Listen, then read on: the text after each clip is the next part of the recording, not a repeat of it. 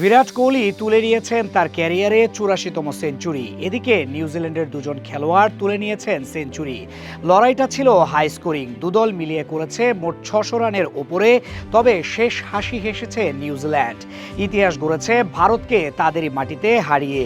ইতিহাসে প্রথমবারের মতো ভারতকে শুধু তাদের ঘরের মাঠে ওয়ানডে সিরিজে হারায়নি, পাশাপাশি প্রথমবারের মতো সিরিজ ডিসাইডারেও তাদেরকে হারানোর কীর্তি গড়েছে কিউইরা।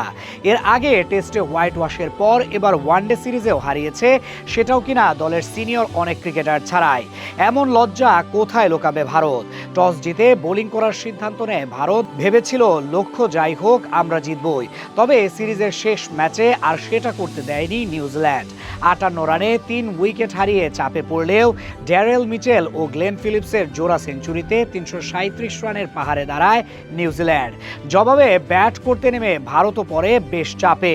৭২ ঘন্টা ময়েশ্চার লক সমৃদ্ধ লিলি বডি ওয়াশ, শিয়া বাটারের গুডনেস স্কিন রিপেয়ার করে রাখে সফট ও গ্লোয়িং। এক প্রান্তে কোহলি একাই চালিয়ে যান লড়াই, তুলে নেন ওয়ানডে ক্যারিয়ারে ৫৩তম সেঞ্চুরি।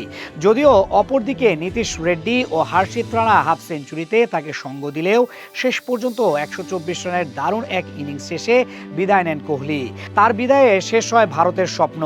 শেষ পর্যন্ত ২৯৬ রানে থামে তাদের ইনিংস, আর এতে করে ৪১ রানের দারুণ জয়ে মাঠ ছাড়ে কিউইরা। তাতে করে ১-০তে পিছিয়ে পড়া হতে জয় তুলে নিল ২-১-এ। আর এবারই প্রথম ইন্দোরে কোনো ওয়ানডে ম্যাচ হারল ভারত। তাদেরকে দারুণ লজ্জা দিয়েছে নিউজিল্যান্ড। এদিকে সিরিজ জুড়ে দারুণ খেলা ড্যারেল মিচেল ৩ ম্যাচে ৩৫২ রান করে হয়েছেন সিরিজ সেরা। সেঞ্চুরির জন্য ম্যাচ সেরাও হয়েছেন তিনি।